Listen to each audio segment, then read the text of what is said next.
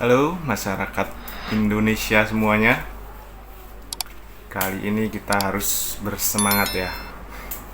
Karena di balik semangat itu kita akan menuai hasil yang juga spesial. Pada video kali ini kita akan menyaksikan atau sedikit komentar tentang parodi-parodi masalah Pilpres 2024, yaitu dari entah pendukung ataupun rivalnya ya. Kita saksikan saja. Berikut ini videonya. Yang didukung sama kecerdasannya di bawah rata-rata. Kalau kata gua ini mah, kata gua. Pak Anies menjelaskan bahwa angin itu tidak ada KTP-nya, bisa kemana aja. Harusnya paham dong bahwa angin tuh bisa kemana aja, ke sono, ke Jakarta, ke Tangerang, ke Bekasi. Masa gitu aja nggak paham? Sekarang pada nanya, emang bikin KTP angin di mana? Kecerdasan lo di bawah rata-rata tong. Belajar lagi. Makanya Pak Anies nanti jadi presiden, gua akan menjadi guru buat lo yang kurang paham. Ntar gua ajarin ya. Assalamualaikum. Pak Dul, Ya Mas, survei Pak Ganjar Mahfud hanya 15%, Pak. Bagaimana, Pak? survei Pak Ganjar Mahfud 0% sekalipun, saya akan tetap pilih Pak Ganjar. Why? Karena saya tahu kapasitas, saya tahu potensi, saya tahu kompetensi bahwa Pak Ganjar Mahfud mampu membawa Indonesia menuju yang lebih baik, insya Allah. Hanya calon presiden nggak boleh joget-joget. Ya, emangnya apa yang salah dengan joget? Apa yang salah dengan gembira? Boleh tidak masyarakat hidup gembira? Boleh tidak masyarakat makin sejahtera? Boleh tidak masyarakat makin bahagia? Hidup rukun bersama tetangga. Mari kita saling menyapa. Kalau ada yang menjelekkan kita, mari kita jogetin saja. Calon presiden kok bisanya joget aja. Tapi jangankan diejek, saya biasa itu ya. Mau diejek kek, mau dimaki-maki kek, mau dihujat kek, kita joget aja. Bagaimana? Setuju? Kita ini bukan anak kecil, Mas Anies ya. Anda juga paham ya. Sudahlah ya. Sekarang begini, intinya rakyat yang putuskan, rakyat yang menilai. Kalau rakyat tidak suka Prabowo dan Gibran, nggak usah pilih kami, saudara-saudara saya. Dan saya tidak takut tidak punya jabatan, Mas Anies. Sorry ya. Sorry ya. Mas Anies, Mas Anies.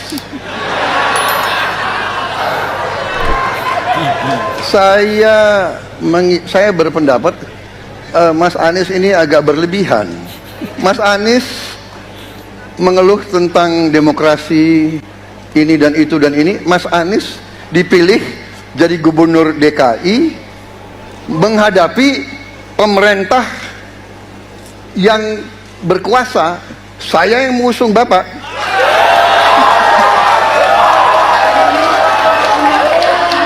Kalau demokrasi kita tidak berjalan, tidak mungkin Anda jadi gubernur.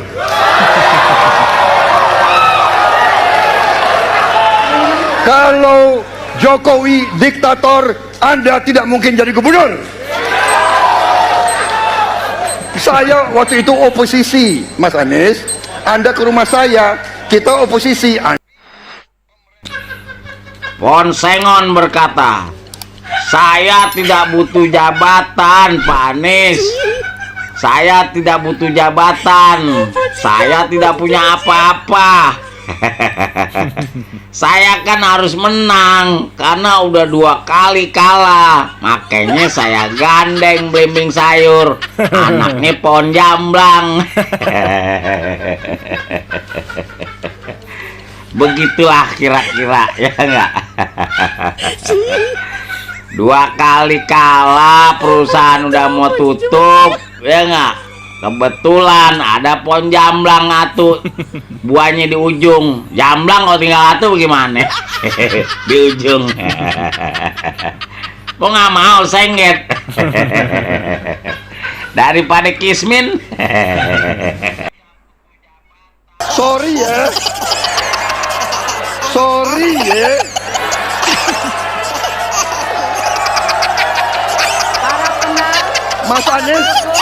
Mas Anies, saya tidak punya apa-apa. Saya sudah siap mati untuk negara ini.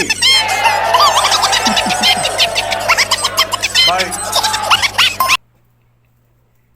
Angin tidak punya KTP. Terkait angin yang tidak punya KTP, sepertinya kita harus mencarikan solusi. Karena sudah ada anggaran 80 triliun, tapi nggak bisa buat beresin angin. Mungkin banyak yang bertanya, salahnya angin apa? Salahnya angin cuma satu, nggak punya KTP. Dalam artian, anggaran 80 triliun udah terbang di bawah angin. Pokoknya di sini yang salah angin. Oh, angin. Apa dosamu? Kenapa engkau selalu disalahkan? Sungguh malang nasibmu. Kesimpulannya, saat sebuah masalah terjadi, seorang pemimpin memiliki 2 pilihan. Pertama, menyelesaikan masalah atau mencari pembenaran dengan cara menyalahkan keadaan. Ganjar, Pak Prabowo dan Pak Anies. Pak Ganjar olahraga tiap hari, iya kan? Kesehatannya prima, santai mau berdiri mau dilayani, iya kan?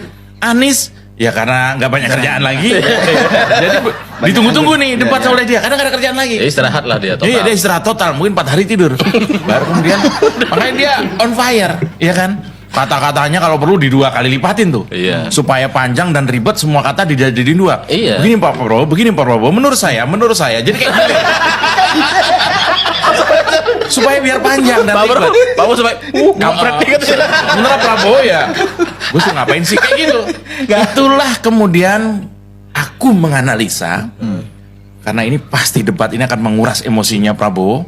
Maka mungkin saja, ini analisa ya, permintaan tim Prabowo adalah jangan sampai ada podium. Itu makanya kalau ada podium itu bisa dilempar sama dia tuh. Ya kan? Tapi kalau ngomong ke Anies kan kayak sama musuhnya. Kalau ke Ganjar kayaknya Prabowo takut nih. Ngomongnya nunduk gitu. Tapi kalau ke Anies itu iya benar. Jadi kayak ketemu musuhnya. Mas Anies. Kayak nggak tahu aja gitu ya. Dan sekarang apa urgensinya Prabowo mengangkat masalah dulu ketika dia katanya didatangi Anies untuk nyalonkan untuk didukung. Untuk apa? Untuk apa ya? Apakah Pak Ganjar juga harus membuka misalnya Pak Jokowi datang ke Bu Mega minta didukung kan perlu juga. Ngerti nggak? Ini sih murni Prabowo kesel ke Anies lebih kesel lagi. Kan kasihan Pak Ganjar tuh mau beneran debat. Jadi nunggu kan, ini orang 2 ngapain ya? Kayak bapak ngeliat anaknya rame gitu kan ya. Tapi rebutan permen. Iya, kayak lu ngeliat nggak pertempuran antara Anies dan Prabowo ini jadi kesannya kanak-kanakan banget. Walaupun materinya gue setuju ya. Soal Prabowo ini nggak betah jadi oposisi. Ya, masuk akal lah itu ya. Iya, benar. Dan bagusnya Pak Ganjar bilang, Pak, soal oposisi atau tidak itu soal kepentingan saja. Itu benar. Tapi masuk akal kenapa Anies menyerang Prabowo gitu. Dan Prabowo menyerang Anies karena memang basis suara keduanya itu sama. Jadi rebutan. Kalau Anies mau ngambil suaranya Pak Ganjar, ini terlalu tinggi temboknya, nggak bisa gitu. Mau ngambil dari sisi mana? Kalau suara Anies ini kemudian sekarang kan katanya rendah, gitu ya. Emang satu-satunya cara nyerang Prabowo, supaya geser. Sementara Prabowo merasa ya sebel gitu. Oh, kamu dulu yang minta rekomendasi, sekarang mau ngambil suara, nggak bayar lagi. Makanya dari awal itu langsung setelan nyerang ya. Iya, Anies aja. Loh, Anies itu dia sedikit pakai nada tinggi ke Prabowo itu bukan tanpa alasan. Emang licik lah dia. Iya, satu ya memang dia punya bakat licik itu. Yang kedua, lu lagi yang ikut kan gitu kan. Maksudnya dia berharap ya melawan Ganjar plus X gitu kan. Jadi yang lain lah. Semua. Kita ini bukan anak kecil, Mas Anies, ya. Anda juga paham, ya. Sudahlah, ya. Sekarang begini, intinya rakyat yang putuskan, rakyat yang menilai. Kalau rakyat tidak suka Prabowo dan Gibran, nggak usah pilih kami, saudara-saudara sekalian. Dan saya tidak takut tidak punya jabatan, Mas Anies. Sorry ya. Sorry ya. Ya susah kalau kita menyalahkan angin dari mana-mana ya. Jadi saya bertanya, saya bertanya dengan anggaran segitu besar jumlah pendidik, langkah-langkah yang bisa dilakukan untuk dengan real dalam 5 tahun mengurangi polusi, juga di mana rakyat Jakarta begitu banyak yang mengalami sakit pernafasan. Jadi saya kira kalau kita dengan gampang menyalahkan angin, hujan dan sebagainya, ya mungkin tidak perlu ada pemerintahan kalau begitu, ya. Assalamualaikum. Kenalin gua bawa TikTok.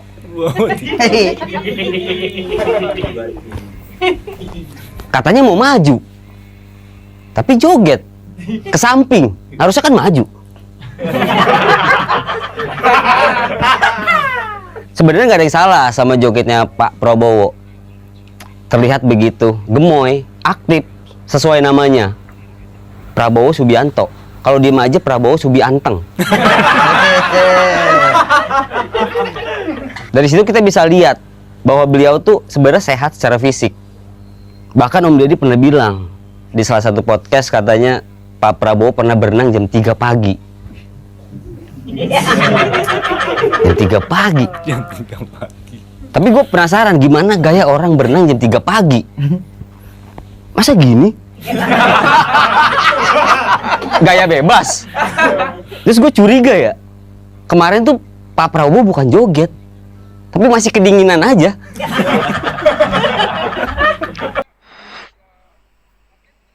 Jangan panggil saya Eyang atau Mbah.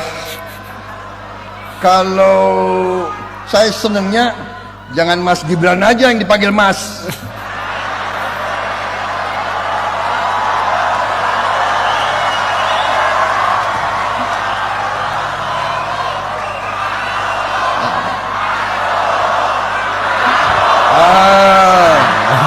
Begitu dong.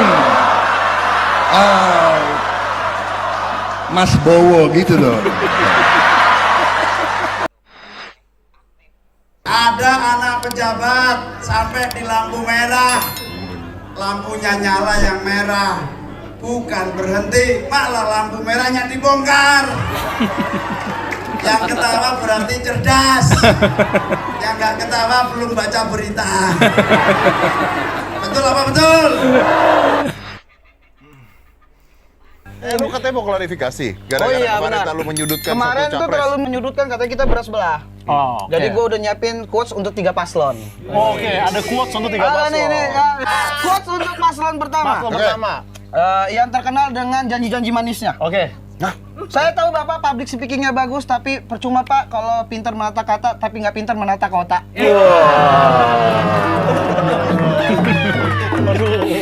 Paslon 2, biar adil. Ya, paslon 2. Paslon 2 yang terkenal dengan isu dinastinya. Mungkin menurut Bapak dinasti itu nggak masalah. Nggak masalah. Tapi yang pasti pemimpin yang baik itu pemimpin yang dinanti, bukan dinasti. Yang ketiga Pak, ketiga biar adil. Ini yang terkenal dengan petugas partainya. Saya tahu hobi Bapak suka lari. Tapi percuma Pak, lari bisa jauh-jauh dari Semarang ke Palembang, tapi nggak bisa lari dari bayang-bayang ibu.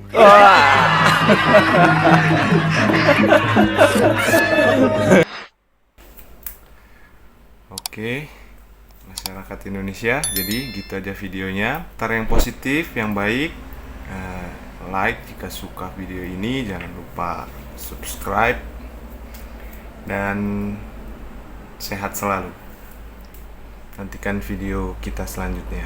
Oke, terima kasih. Assalamualaikum warahmatullahi wabarakatuh.